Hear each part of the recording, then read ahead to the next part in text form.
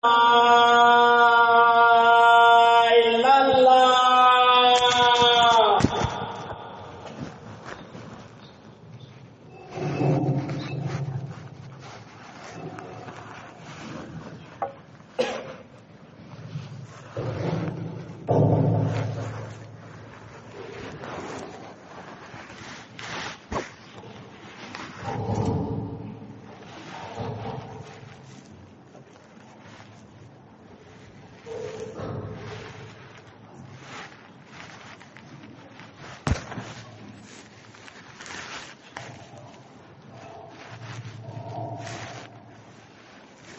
إن الحمد لله نحمده ونستعينه ونستغفره ونؤمن به ونتوكل عليه ونعوذ بالله من شرور أنفسنا ومن سيئات أعمالنا من يهده الله فلا مضل له ومن يضلل فلا هادي له وأشهد أن لا إله إلا الله وحده لا شريك له وأشهد أن محمدا عبده ورسوله أما بعد قال الله سبحانه وتعالى في كلامه المجيد والفرقان الحميد أعوذ بالله من الشيطان الرجيم بسم الله الرحمن الرحيم يا أيها الناس اتقوا ربكم الذي خلقكم من نفس واحدة وخلق منها زوجها وبث منهما رجالا كثيرا ونساء واتقوا الله الذي تساءلون به والأرحام إن الله كان عليكم رقيبا يا أيها الذين آمنوا اتقوا الله حق تقاته ولا تموتن إلا وأنتم مسلمون يصلح لكم أعمالكم ويغفر لكم ذنوبكم ومن يطع الله ورسوله فقد فاز فوزا عظيما قال النبي صلى الله عليه وسلم فإن أصدق الحديث كتاب الله وخير الهدي هدي محمد صلى الله عليه وسلم وشر الأمور محدثاتها وكل محدثة بدعة وكل بدعة ضلالة وكل ضلالة في النار أو كما قال عليه الصلاة والسلام قال الله عز وجل في موضع آخر الذي خلق الموت والحياة ليبلوكم أيكم أحسن عملا وقال في موضع الثاني اليوم أكملت لكم دينكم وأتممت عليكم نعمتي ورضيت لكم الإسلام دينا. معزز سامعین کرام، حاضرین جمعہ، دینی بھائیوں، بزرگوں، عزیز بچوں و خواتین اسلام، ہر قسم کی تعریف و توصیف، حمد و ثنا، کبریائی و برتری اللہ رب العالمین کی ذات کو زیبا ہے، جو کائنات کا خالق ہے، ذرہ سے لے کر پہاڑ تک، دریا، قطرہ، دریا، سمندر، جنگلات، سب کی خلقت اللہ سبحانہ و تعالیٰ نے کی ہے۔ اللہ رب العالمین کی توحید و تقدیس کے بعد سب سے افضل ترین انسانیت کا رہبر، ساقی کوثر، شافی محشر، امام المتقین، افضل الانبیاء والمرسلین، جناب محمد الرسول اللہ صلی اللہ علیہ وسلم پر درود و سلام ہو، سابقہ تمام کی تمام انبیاء پر درود و سلام ہو۔ سامعین، آج کے خطبے کا عنوان ہے بدعت کے نقصانات۔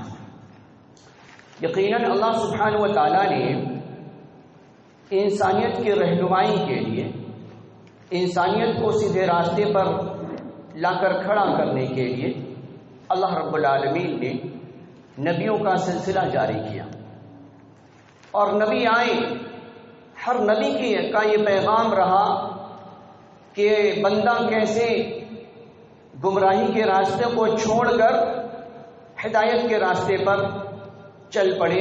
لہذا ہر نبی کی یہی پکار رہی۔ اللہ رب العالمین نے آدم علیہ السلام کو بھیجا، اس کے بعد نوح علیہ السلام آئے، نوح علیہ السلام بھی اپنی قوم کے لوگوں میں کھڑے ہو کر یہ کہا یا قوم اعبدوا اللہ ما لکم من الہ غیرہ،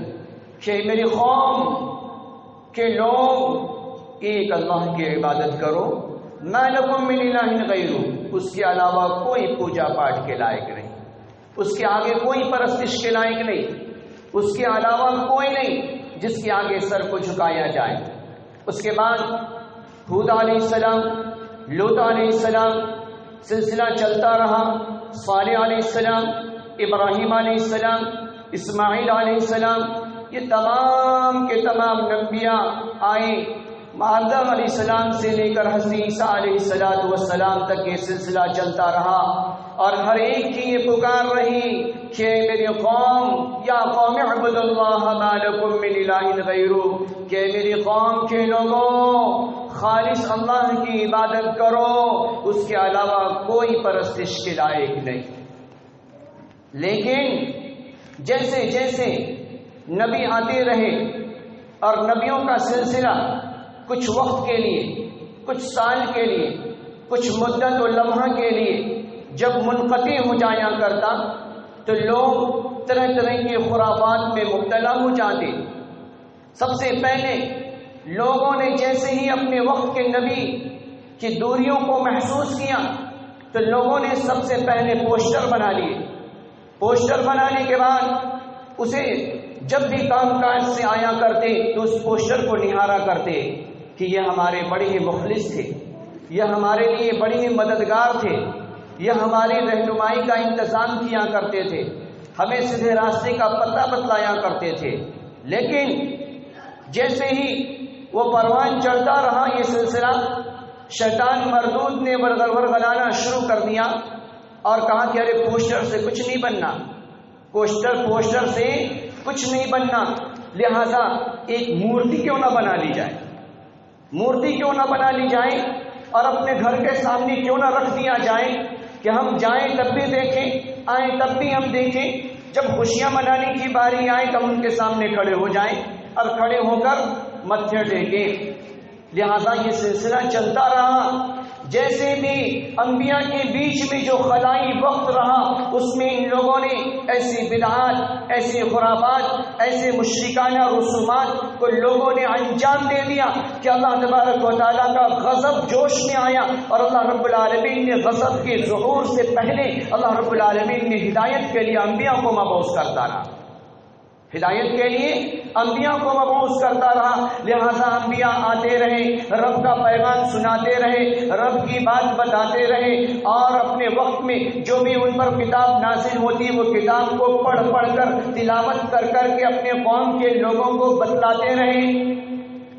لیکن جب لوگوں نے شرارت کی انتہا کر دی، جب لوگوں نے اپنے اخلاق حسنہ کو فراموش کر دیا، اخلاق رذیلہ کے پیروکار ہو بیٹھے، تو اللہ رب العالمین نے عذاب کے اندر انہیں مبتلا کیا۔ اللہ رب العالمین نے کسی قوم پر پتھروں کی بارش کی، کسی قوم کو اللہ رب العالمین نے زمین کے اندر دھسا دیا،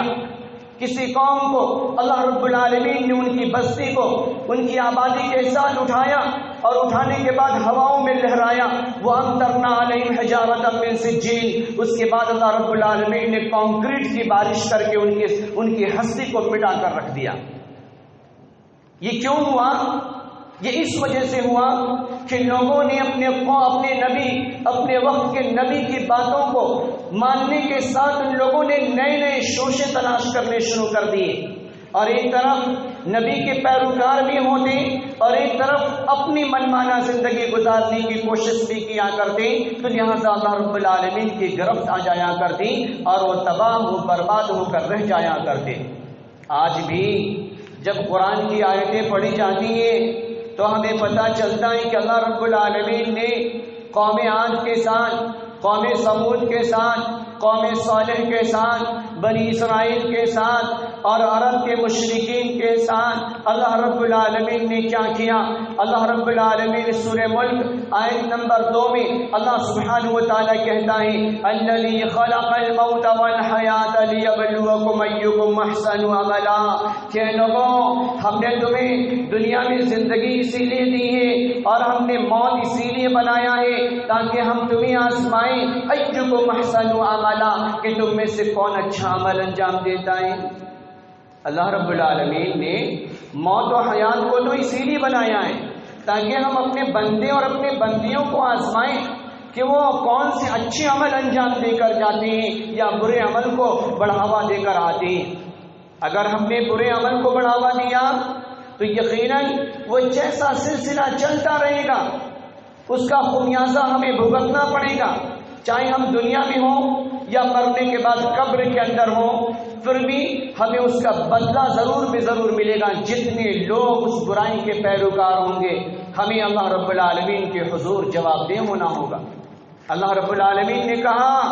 کہ ہم نے موت و حیات تو اسی لیے بنایا ہے تاکہ ہم تمہیں آزمائیں کہ تم ہمارے نبی کی بات کو مانتے ہو یا شیطان مردود کے بہکاوے ہوئے راستے پر بھٹک کر گمراہی کو اختیار کرتے ہوئے آتے ہو۔ تو لہذا اگر تم ہمارے نبی کی بات کو مان کر آؤ گے تو یقیناً جنت تمہارا استقبال کرے گا اور فرشتے تمہارے استقبال میں، والملائکۃ صفا، اور فرشتے صف باندھے کھڑے ہو جائیں گے تمہارے استقبال میں۔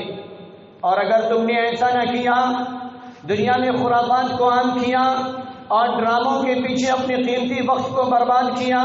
تو یقیناً کل بدعۃ ضلالہ وکل ضلالۃ فی النار۔ ابھی خطبے کے اندر یہ حدیث پڑھی گئی، اس میں امام کائنات نے فرمایا کہ دین کے اندر ہر نئی چیز کا ایجاد کرنا بدعت ہے، اور بدعت گمراہی ہے، اور گمراہوں کا ٹھکانہ جہنم ہے۔ اب اندازہ لگائیں کہ ہم کون سے عمل کو انجام دے رہے ہیں۔ اگر اچھا عمل ہے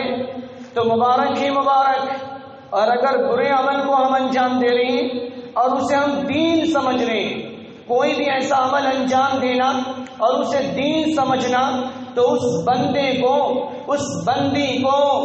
توبہ کی توفیق نہیں ہوا کرتی، کیونکہ اس کے دل کے اندر یہ چیز بیٹھا ہوا ہے کہ ہم جو عمل انجام دے رہے ہیں وہ نیکیوں کا ڈپارٹمنٹ ہے۔ اگر ایسا سمجھ کر اگر ہم کسی نئی چیز کو ایجاد کرتے دین کے اندر، چاہے وہ تعزیہ ہو، چاہے وہ پنجے ہو، چاہے وہ تابوت بنانا ہو، چاہے امام حسن کا قبہ بنانا ہو، چاہے حضرت فاطمہ کا قبر بنانا ہو، چاہے حضرت علی رضی اللہ تعالیٰ عنہ کا روضہ بنانا ہو، اور بنانے کے بعد اسے الگ الگ شکلیں دی گئی ہوں، اور دینے کے بعد ہم اس کے آگے متھے ٹیک رہے ہوں، اس پر چادر چڑھا رہے ہوں، اس کے آگے اگربتیاں جلا رہے ہوں، اور اس موقع سے ہم کچھ میٹھی چیزیں تقسیم کر رہے ہوں، اور یہ سمجھ رہے ہوں کہ یہ دین ہے، یہ دین ہے، تو یہ دین نہیں بلکہ یہ گمراہی ہے، یہ بدعت ہے۔ دین کے اندر نئی چیز کا ایجاد کر دینا ہے، اور ہمارا دل یہ سمجھ رہا ہے کہ ہم نیکیاں کر رہے ہیں، اور نیکیاں کرنے کے بنا پر شیطان بھی ہمارے دل کو اطمینان بخش دیتا ہے، لہذا ہمیں توبہ کرنے کی بھی توفیق نہیں ہوتی،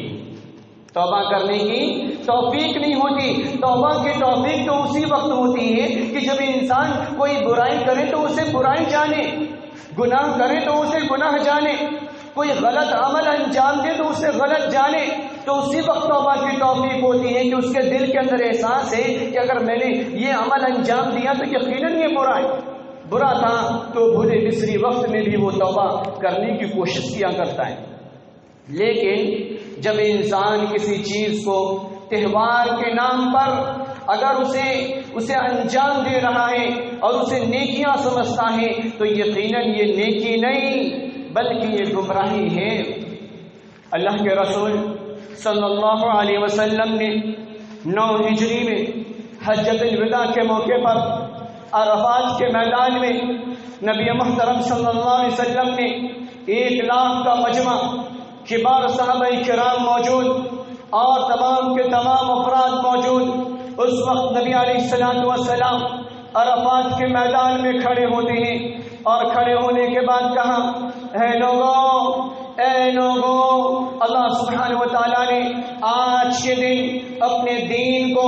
اسلام کو، نبی کی رسالت کو ہم پر اتمام کرتا ہے، مکمل کرتا ہے۔ اللہ کا قرآن کہتا ہے، الیوم اکملت لکم دینکم واتممت علیکم نعمتی ورضیت لکم الاسلام دینا،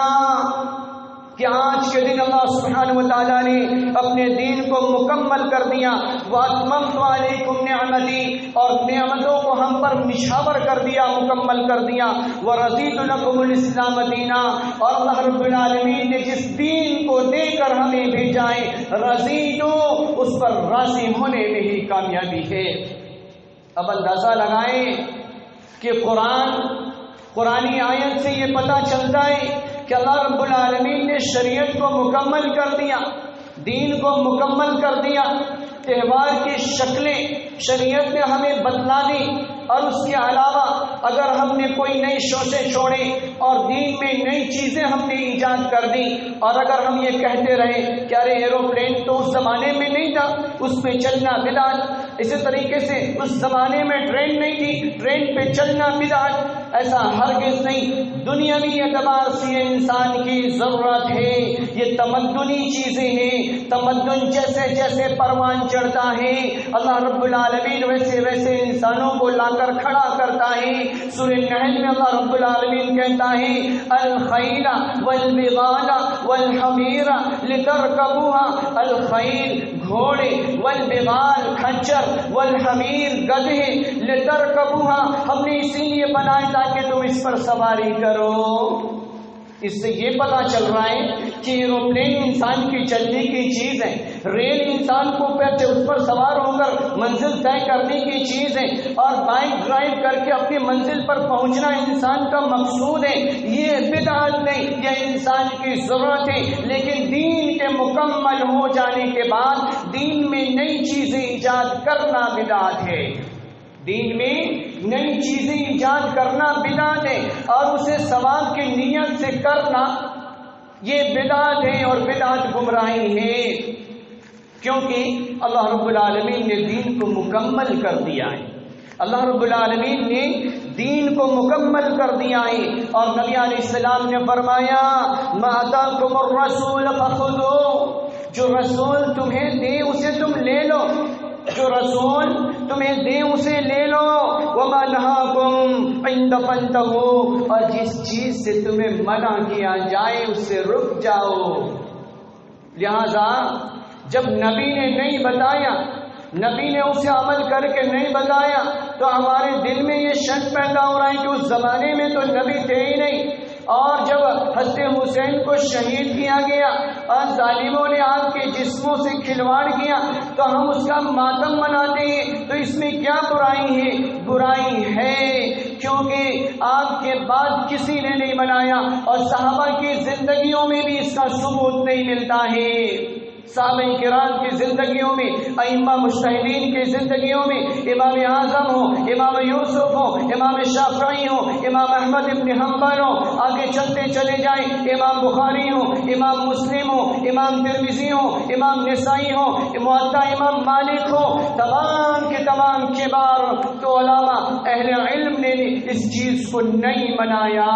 اگر انہیں یہ پتا ہوتا کہ یہ بھی دین کا حصہ ہے تو وہ ضرور بے ضرور اسے عملی جامہ پہنا دے اور عمل کر کے اسے بتلا دے، اور اپنی بخاری کے اندر، اپنی مسلم کے اندر، ترمذی کے اندر وہ باب قائم کرتے شہادت حسین کے نام سے، اور اس میں ماتم کو شامل حال کر کے وہ باب قائم کر کے حدیث نقل کی جاتی، لیکن کسی نے ایسا باب اپنی کتاب کے اندر نہیں قائم کیا۔ گویا کہ یہ پتہ چل رہا ہے کہ ہم نے اپنی زندگی میں اس کو سوار کر لیا ہے، اور سوار کرنے کے بعد اسے ہم دین سمجھ کے اسے عمل کر رہے ہیں۔ تو اللہ کے رسول صلی اللہ علیہ وسلم نے فرمایا کہ جس نے نئی چیز ایجاد کی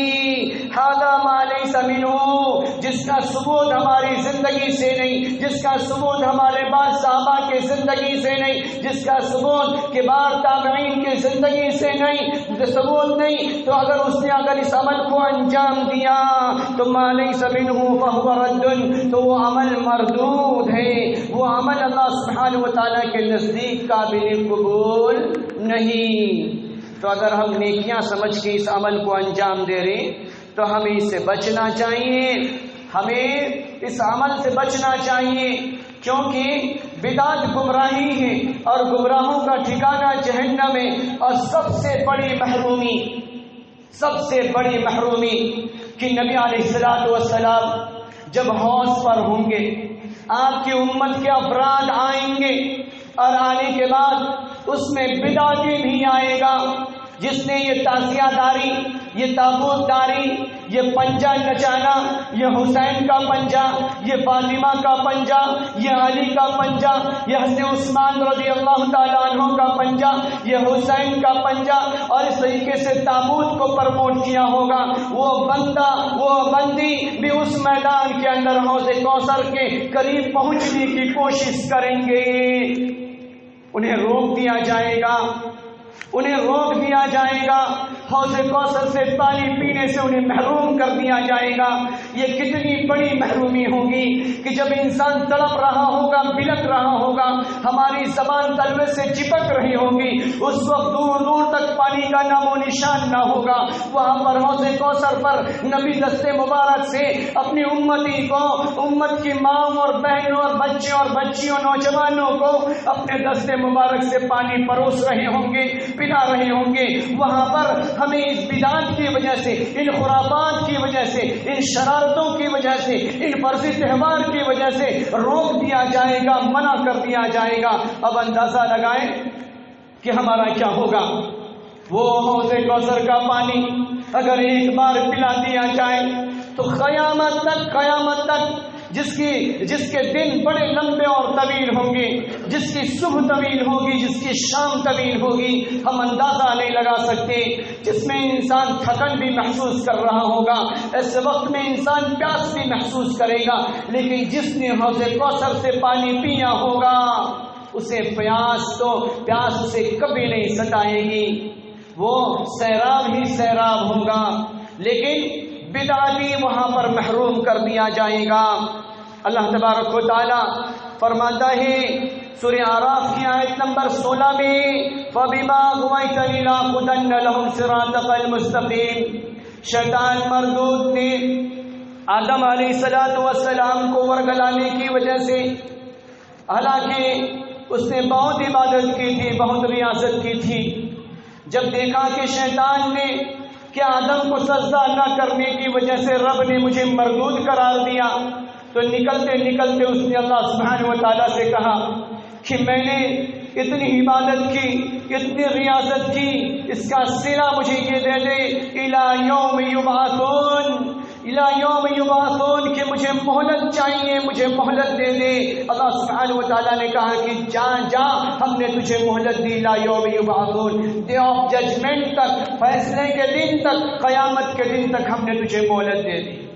قیامت کے دن تک ہم نے مہلت دے دی۔ اور وہ مہلت کیسے؟